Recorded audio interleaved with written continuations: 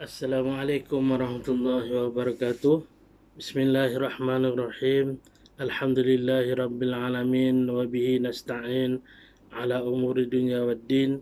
Wassalatu wassalamu ala asyrafil anbiya wal mursalin wa ala alihi wa ashabihi ajma'in.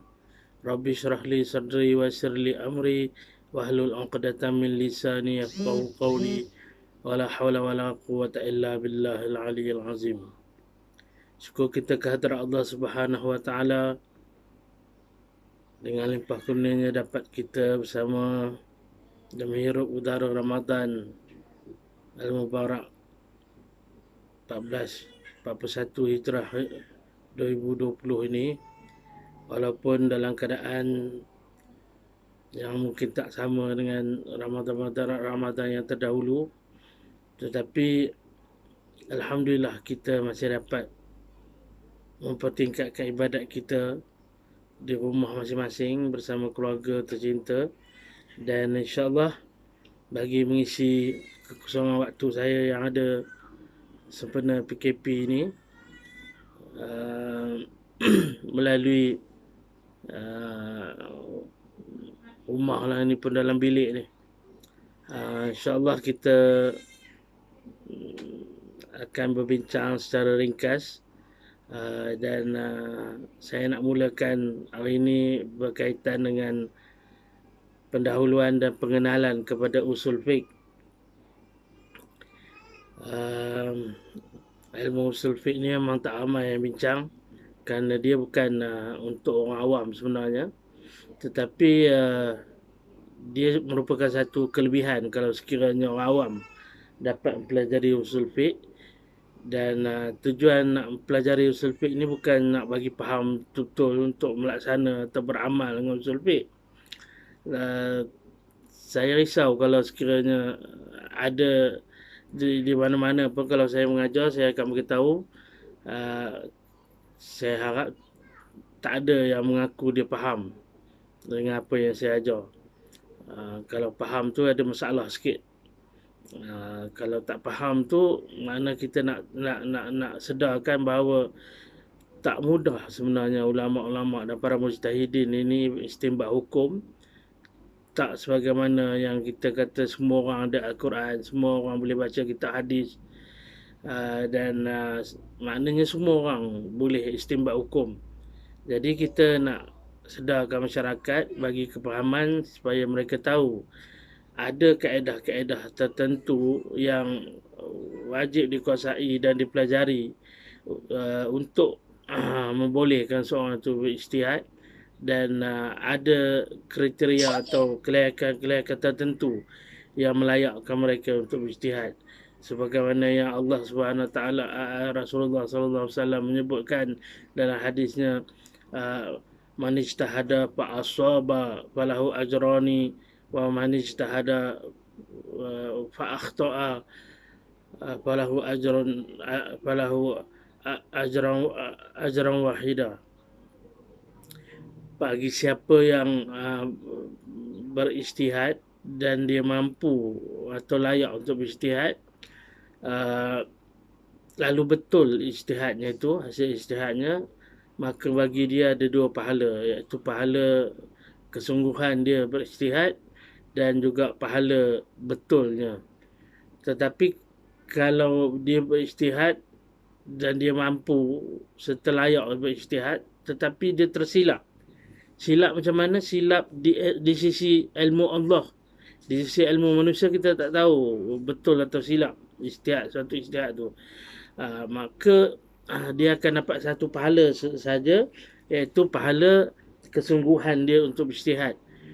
Pahala betul tu tak dapat. So itulah maknanya untuk para mujtahid ini bersepakat atau berselisih dengan mereka, semuanya mendapat pahala dan diridai oleh Allah SWT. Berbeza dengan kita ni orang awam ni, termasuk saya pun. Kita ni orang awam, yang kita ni kalau sepakat kita dalam satu perkara pun Allah tak redha sebenarnya. Dalam perkara agama ni lah, dalam hukum hakam ni, dalam perkara dunia tak ada masalah. Kalau kita sepakat pun memutuskan satu hukum pun, maka Allah tak terima. Apatah lagi kalau kita berselisih. Ini yang masalahnya, dahlah tak bersatu, berselisih, bertengkar, habis tengkerap. Orang kata habis tengkerap barang-barang atas meja kedai kopi, bertengkar pasal satu hukum, sedangkan kita tak layak berijtihad pun. Jadi apatah lagi bagi kita yang bersatu pun Allah tak terima. Ini kan pula kalau kita berselisih pandangan. Jadi kita serahkan urusan ijtihad ini kepada para mujtahid dan ulama-ulama untuk melaksanakannya. Satu polemik yang selalu dibincangkan dalam masyarakat iaitu sebelum kita buat satu kena ada dalil. Okey. Fakta tu betul dan cantik sebenarnya. Tapi siapa yang wajib tahu dalil ni? Jadi bukan kewajipan setiap umat Islam sebelum dia nak beramal kena tahu dalil. Itu bukan kewajipan umat Islam sebenarnya. Orang awam tidak diwajibkan mengetahui dalil. Kalau diwajibkan mengetahui dalil ni, nescaya majoriti umat Islam tak mampu beribadat lah sampai sepanjang umur dia pun. Kita lihat berapa ramai orang yang takkan mampu untuk mencari dalil. Malah dia nak faham dalil tu apa pun dia tak tahu. Dan itu bagi orang awam. Dan dia tak ada masalah bagi orang awam. Memang mereka diminta untuk beramal walaupun tanpa dalil. Kerana kewajipan orang awam hanyalah untuk bertanya kepada mereka yang berkemahiran dan mempunyai ilmu dalam bidang-bidang tertentu. Bukan sahaja bidang agama, bidang apa pun, bagi orang awam dia hanya bertanya. Allah SWT menyebut dalam surah Al-Anbiya ayat 7. Wama arsalna qablaka illa rijalan nuha ilaihim fas'alu ahla dzikri in kuntum la ta'lamun. Dan tidak kami utus ke engkau melainkan lelaki-lelaki yang diberikan wahyu kepada mereka. Maka tanyalah kepada mereka yang berkeahlian jika kamu tidak mengetahui. Sebab tu kita ada dalil Al-Quran yang selalu digembar-gemborkan, banyak diungkap oleh para asatizah. Dia kata fa in tanaza'tum fi syai'in farudduhu ila Allah war Rasul. Jika sekiranya kita berselisih atas suatu perkara, maka kembalikan ia kepada Allah dan Rasul. Ini rujuk kepada Al-Quran dan Sunnah. Ini ayat ini bukan untuk orang awam sebenarnya. Orang para mujtahid dan para ulama kalau berselisih, dia kembalikan kepada Allah dan Rasul, rujuk kepada Al-Quran dan hadis. Orang awam kalau berselisih suruh rujuk kepada Al-Quran dan hadis, insya-Allah sesat. Maknanya kemungkinan besar mereka akan sesat. Macam mana nak tak sesat? Kalau baca Quran pun mengangkat-angkat, hadis pun tak kenal, hadis sahih, dhaif, mutawatir, mursal dan sebagainya, istilah-istilah hadis ni pun tak pernah dengar. Tiba-tiba kita nak merujuk terus kepada hadis sebagainya, maka bagi orang awam pasti mereka tak akan mendapat hidayah atau mendapat kebenaran. Sebagai contohnya dalam ada satu ayat Al-Quran sebut wa'bud rabbaka hatta ya'tiyakal yaqin. Sembahlah Tuhan kamu hingga sampai kepada kamu al-yaqin.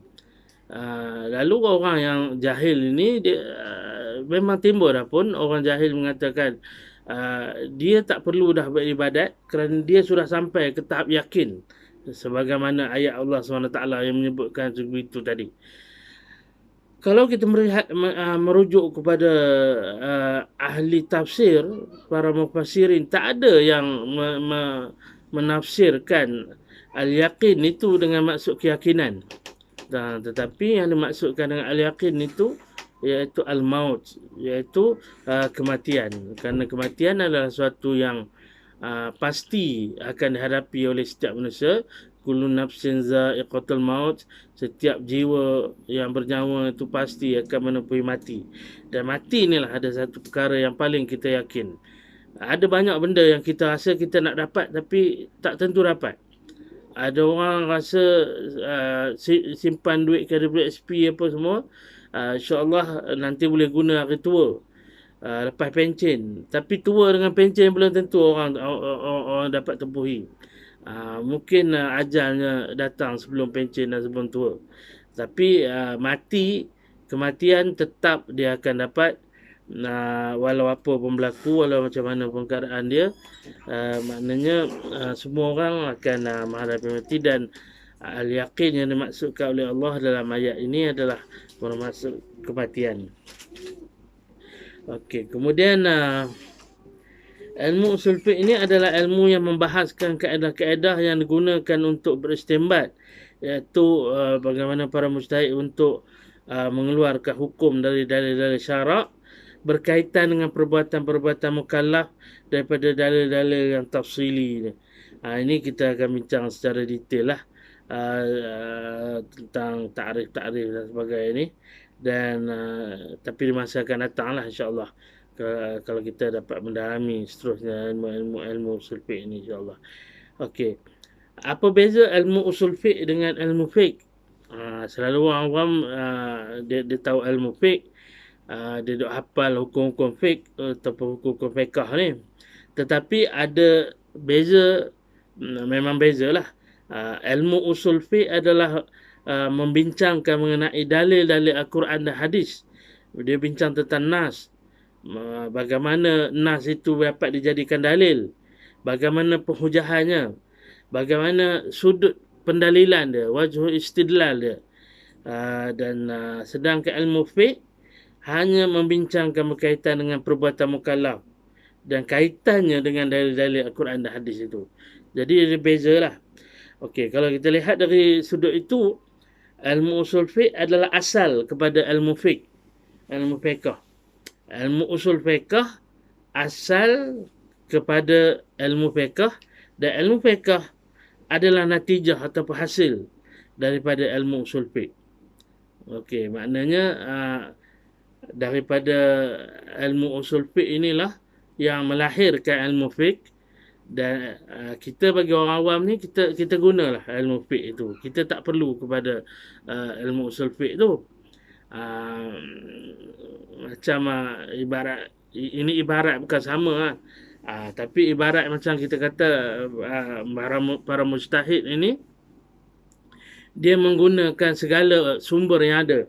Ilmu Al-Quran, ilmu hadis, ilmu bahasa Arab, ilmu nasah mansuh dan sebagainya lah. Yang kita sebut menjadi kelayakan kepada para mujtahid ini. Lalu ibaratnya seperti seorang chef ni, para mujtahid ni macam chef. Dia menggunakan bahan mentah untuk goreng kuetiau kerang contohnya. Dia kena ada kerang, dia kena ada kuetiau, dia kena ada cili, tak kira lah cili giling ke cili bor ke, dan adalah toge semuanya. Dan ada orang yang pakar, contoh pakar hadis, seperti pakar kerang ni, dia akan tahu mana nak cari kerang yang baik, yang berkualiti, yang sedap, besar dan sebagainya. Yang pakar mi akan cari mi yang ni, dan bekal kepada chef ni. Dan tugas chef ni dia masak je. Dia masak. Kalau tanya chef, mungkin chef pun mungkin kurang sikit. Dia pun tak berapa tahu macam mana nak cari mi yang baik sebagai apa semua ni. Tetapi dia tahu bila dibagi kepada dia mi yang kurang kualiti, dia kenal itu. Tapi mungkin dia tak tertumpu sangat lah untuk mengenal pasti nak mengkaji mi tu atau kerang, toge sebagainya. Jadi kerja dia masak. Dia masak, dah masak, jadilah kuetiau kerang. Kita orang awam ni dah masak, dah sedap, dah ni baunya apa semua, kerja kita makan lah.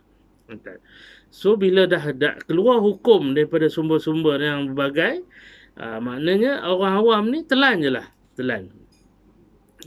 Ambil je lah hukum itu. Itu sebut tadi, kita tak wajib nak tanya mana dalil kepada hukum tu. Ya, kalau tahu alhamdulillah lagi bagus. Tapi kalau selagi mana tak tahu, kita tak boleh nak amal. Mangkor jawabnya. Maknanya ramai orang akan tak mampu untuk beramal lah. Dia tak dapat beramal bila selagi mana dia tak tahu dalil tu. So itulah kita sebut secara kesimpulannya tadi, ilmu usul fiqh adalah kegunaan para mujtahid, sedangkan ilmu fiqh adalah kegunaan orang awam dan manusia seluruhnya. Okey, satu lagi isu perbezaan dia, ilmu usul fiqh taraf dia hanya bertaraf ilmu fardu kifayah.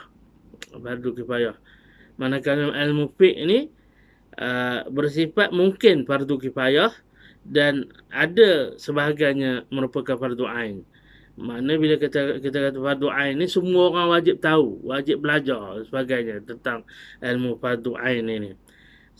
Sedangkan ilmu fiqh, ilmu usul fiqh, dia tak ada bersifat fardu ain, tak ada orang yang wajib belajar. Dia cuma bersifat fardu kifayah. Cukuplah dengan segolongan orang yang pelajari dan menguasai ilmu usul fiqh ini. Maknanya, contohnya kalau kita nak belajar lah ilmu fiqh, bagi kita nama yang bersifat fardu ain ini, isteri-isteri contohnya, dia wajib minta izin kat suami dia nak pergi belajar, dan bagi suami juga wajib membenarkan isteri dia pergi belajar kalau dia sendiri tak mampu nak mengajar ilmu fiqh ni. Okey. Berbeza dengan ilmu usul fiqh. Ilmu usul fiqh ini fardu kifayah. Kalau suami tak benarkan dan suami berhak untuk tidak membenarkan isteri dia pergi belajar, maka haram bagi isteri itu untuk belajar ilmu usul fiqh ini. So itu beza tu. Okey, sedikit sejarah usul fiqh inilah. Ini secara ringkas sajalah. Ilmu usul fiqh ini sebenarnya zaman Nabi dah ada dah. Nabi apabila diminta hukum oleh umat dia, sama ada dia tunggu Jibril menyampaikan wahyu ataupun memang dia dah tahu dah hukumnya, Nabi terus menyampaikan hukum mengikut apa yang telah diajarkan oleh Allah melalui Sayyidina Jibril itu. Tetapi pada zaman Nabi itu, para sahabat ada juga yang sudah pun menggunakan ilmu usul fiqh ini, terutamanya apabila mereka berjauhan daripada Nabi SAW.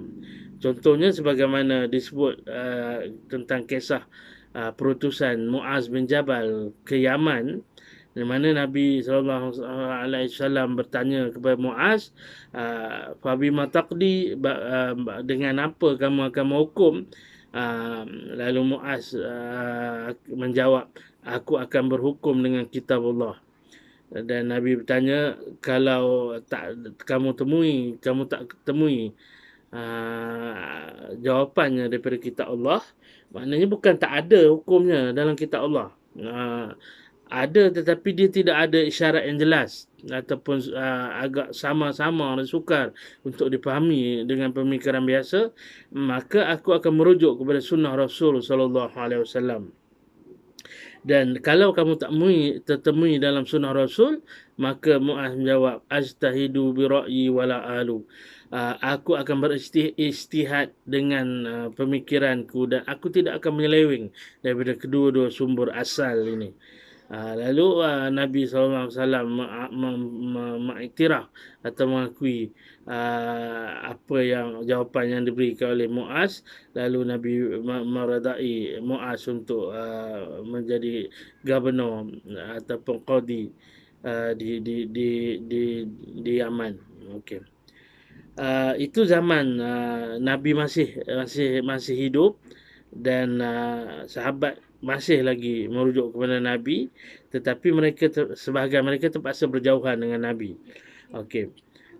Ketika selepas kewafatan Rasulullah, timbul isu di kalangan para sahabat, di mana sebagai contohnya Khalifah Abu Bakar Siddiq telah menggunakan ijtihadnya untuk mengumpulkan penulisan mushaf, penulisan Al-Quran ini menjadi satu mushaf Al-Quran yang lengkap. Walaupun ditentang pada awalnya oleh para sahabat lain, termasuk Sayyidina Umar Al-Khattab yang bersungguh menentang, tetapi akhirnya apabila diterangkan secara sejelas-jelasnya oleh Sayyidina Abu Bakar, akhirnya para sahabat bersetuju dan kesemuanya bersepakat untuk tidak menentang usaha tersebut. Ini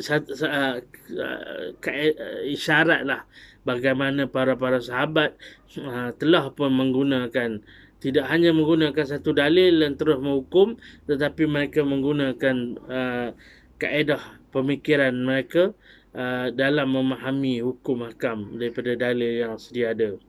Okey, kemudian ilmu usul fiqh ini digunakan oleh semua mujtahid, walaupun tidak semua manusia faham bagaimana para mujtahid itu menggunakannya. Contohnya zaman tabi'in, Imam Abu Hanifah contohnya, ataupun Imam Malik, ketika itu bila dipersoalkan tentang satu hukum, mereka terus jawab je. Dia gambaran dia macam ni, seolah profesor matematik contohnya.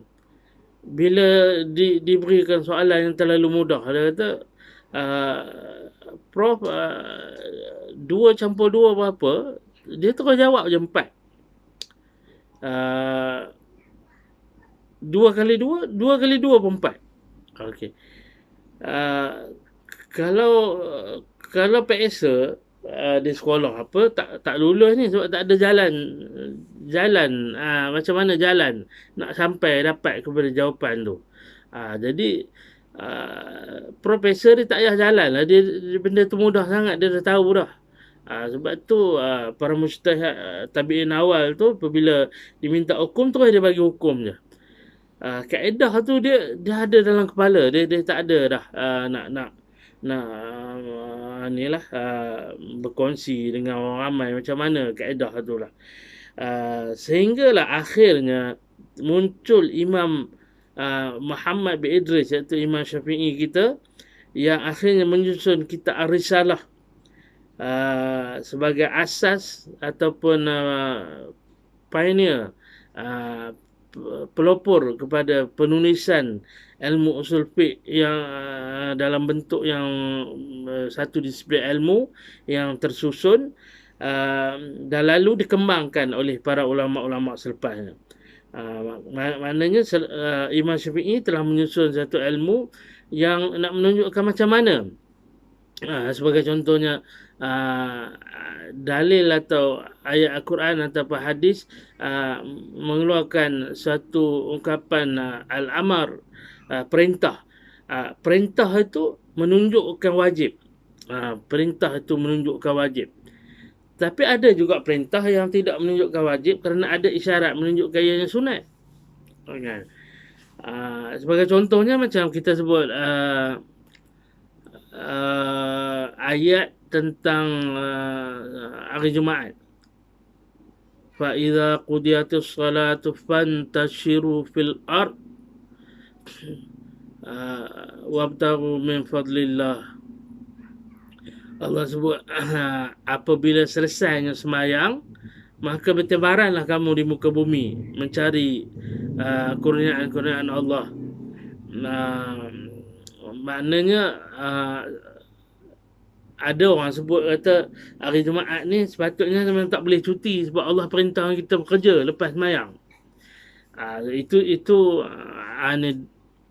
pendapat yang dangkal lah, tak ada asal langsung. Sebab ayat itu bukan menunjukkan wajib kita sembahyang. Tak apa orang cuti atau nak tidur pun lepas sembahyang Jumaat, tak ada masalah. Sebab amar itu, perintah itu datang setelah adanya larangan pada ayat sebelumnya. Ayat sebelumnya Allah sebut idza nudiyatus salatu fantashiru idza nudiya lis-salati min yaumil jumu'ah fas'au ila zikrillah. Apabila diserukan semayang pada hari Jumaat itu, hendaklah kamu bersegera pergi mengingati Allah. Maknanya sebelum itu Allah larang wazarul bai', Allah larang melakukan perkara-perkara lain, terutamanya jual beli. Satu pekerjaan yang begitu mulia, jual beli pun dihalang ataupun tidak dibenarkan oleh Allah apabila sudah dilaungkan azan pada hari Jumaat. Tapi bila selepas itu Allah sebut apabila sudah selesai sembahyang, maka bertabaranlah kamu melakukan kerja-kerja yang kamu dah buat tadi. Maknanya contohnya macam mak lah, mak tanya kat anak-anak, Leman dia kata, kamu dah sembahyang belum?